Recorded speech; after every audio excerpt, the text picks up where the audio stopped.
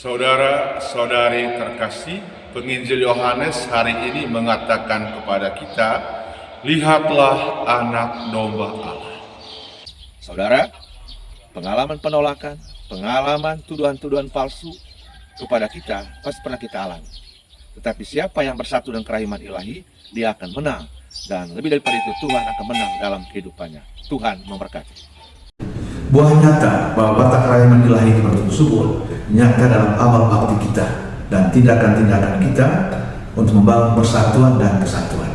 Dalam konteks hidup di negara Indonesia, watak kerahiman ilahi itu nyata dalam 100% Katolik dan 100% menjadi warga negara yang baik. Salam kerahiman ilahi. Injil pagi hari ini menceritakan kepada kita kisah orang kaya dan Lazarus si miskin. Di balik cerita ini ada pesan bahwa harta yang kita miliki mempunyai bagian dari orang lain, terutama orang yang menderita.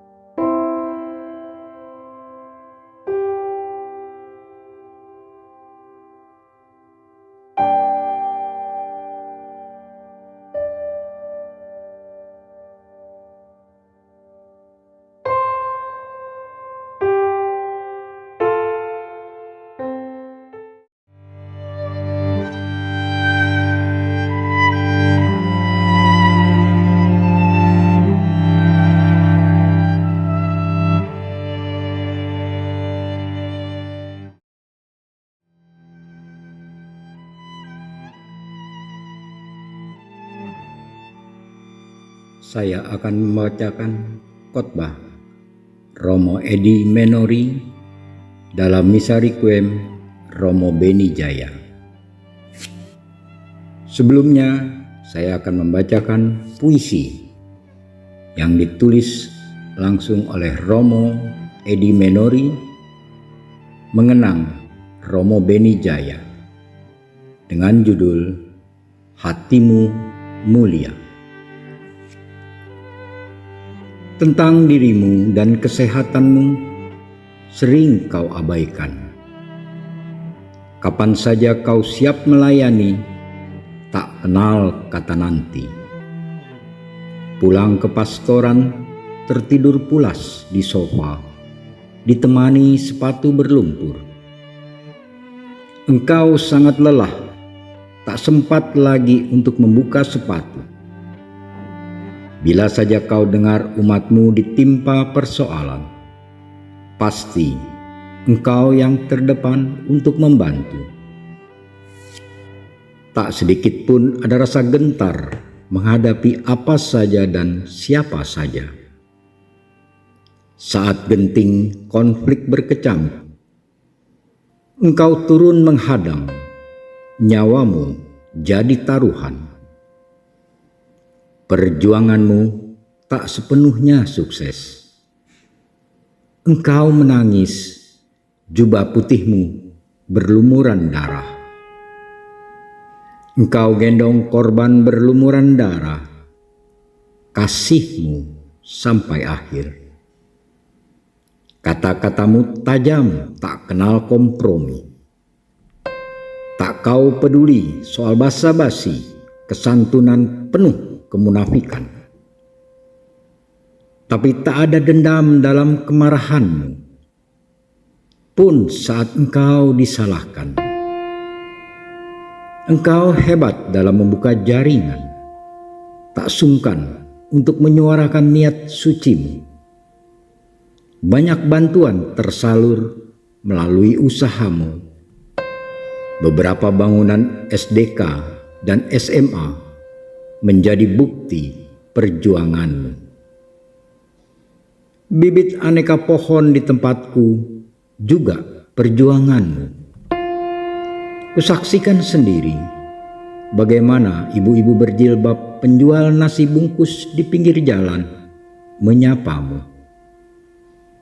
Di tempat ini kau memesan puluhan nasi bungkus, sebab semua penjual harus dapat jatah.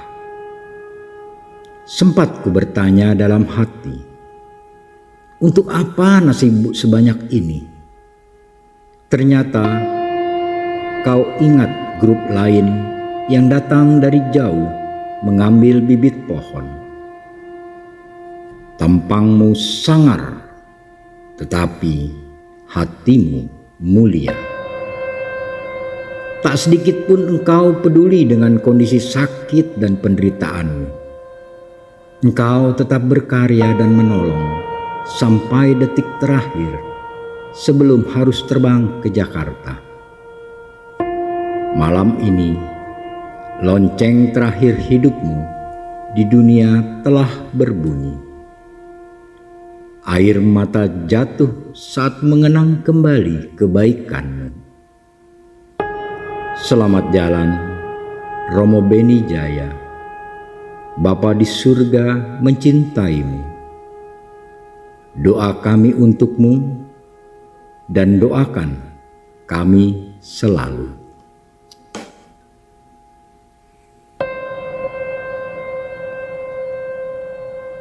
Saat ini saya akan membacakan khotbah Romo Edi Menori.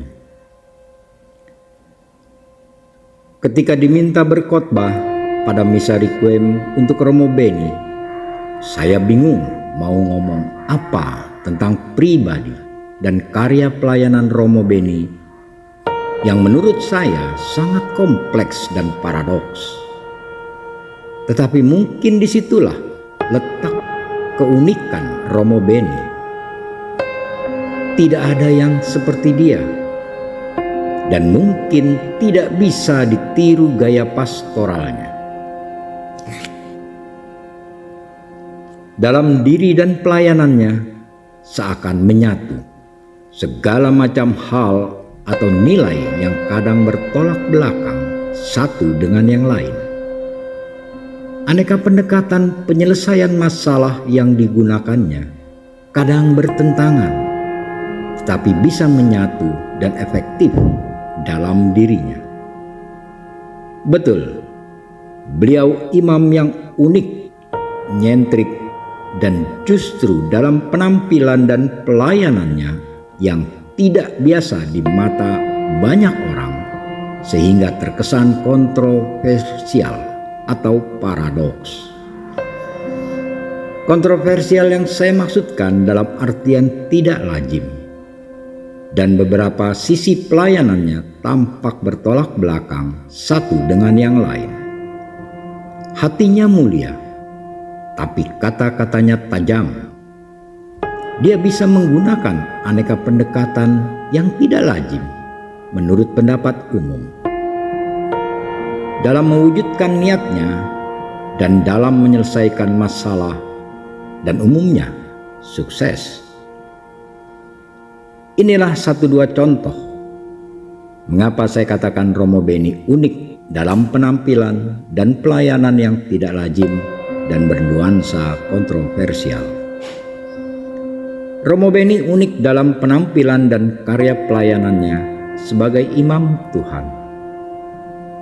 Romo Beni unik dalam penampilannya yang berada di garis batas, yang menyebabkan banyak orang keliru dan bingung melihat Romo Beni antara imam Katolik atau ustadz, antara Motang Rua atau Haji Agus Salim,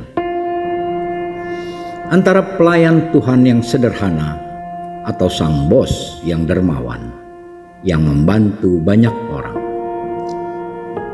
Demikian pula karya pelayanannya unik karena lintas batas wilayah, suku, agama, dan bidang kehidupan, menyentuh semua bidang kehidupan, dari yang rohani, ajar doa, sosialisasi kelompok rohani, sampai merangkul dan menobatkan atambego. Dia urus hal rohani, jasmani, bahkan roh halus. Dia juga peduli dengan pertanian, kesehatan, pemberdayaan ekonomi, koperasi, pendidikan, ekologi, dan politik. Pelayanannya lintas bidang pastoral dan menggambarkan dirinya yang multi talent, multi minat, dan semangat. Keunikannya antara lain pada sikapnya yang menurut banyak orang kontroversial, terutama karena sikapnya yang berani melawan arus demi tegaknya nilai kemanusiaan yang adil dan beradab. Sikapnya yang kontroversial juga tampak pada beberapa peristiwa yang ditanganinya. Ada kesan hal-hal yang menurut banyak orang bertentangan tak bisa disatukan, tetapi oleh Romo Beni dipertemukan. Sebaliknya, hal yang oleh kebanyakan orang dianggap sudah pas, tapi dipisahkan atau ditolak untuk disatukan oleh Romo Beni.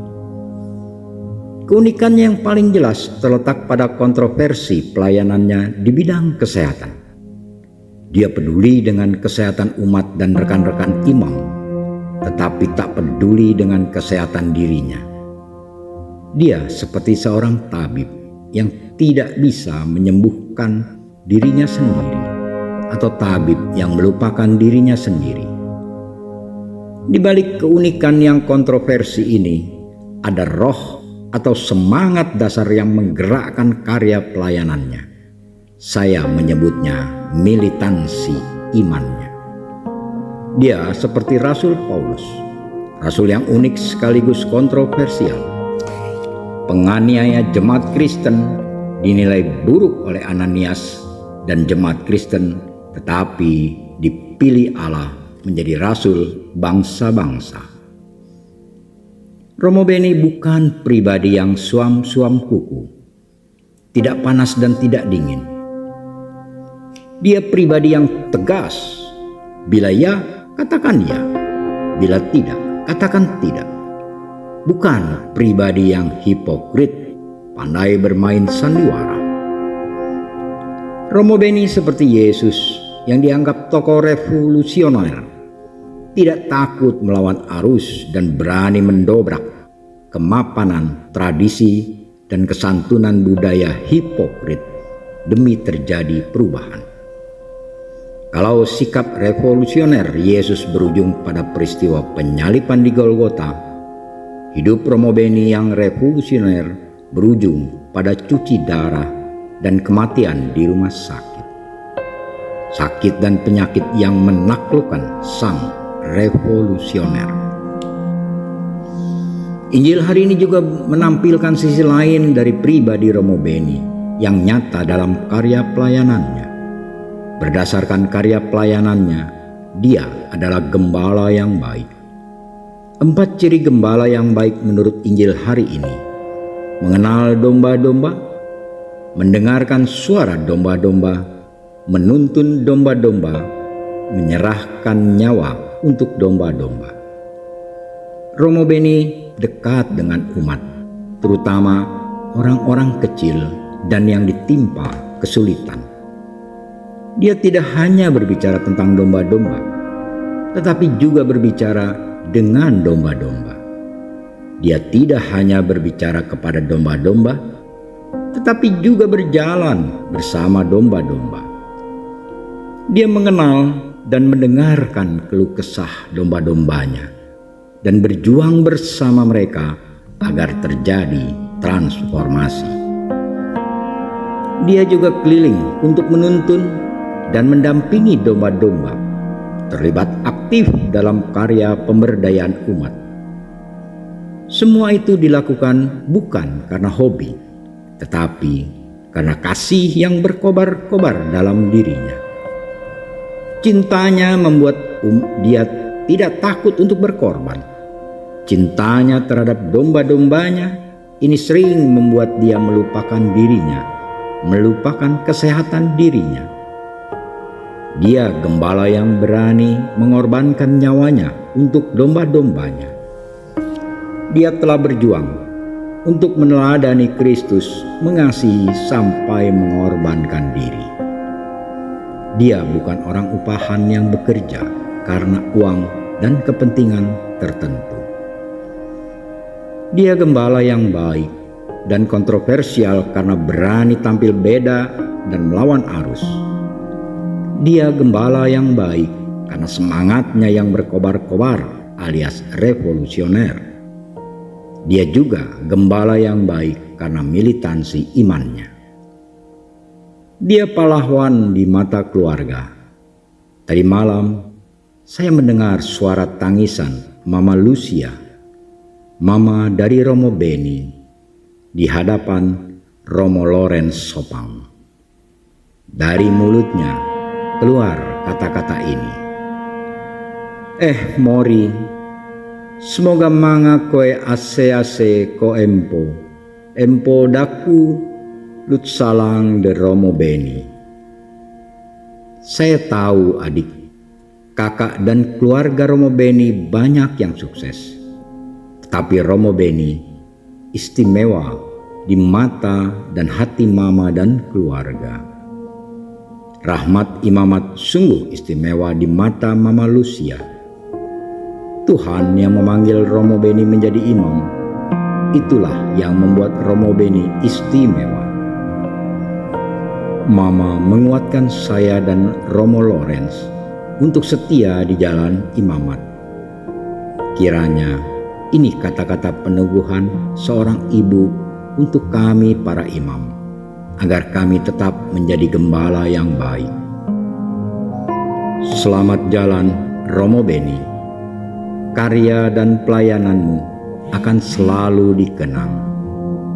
Doa kami untukmu.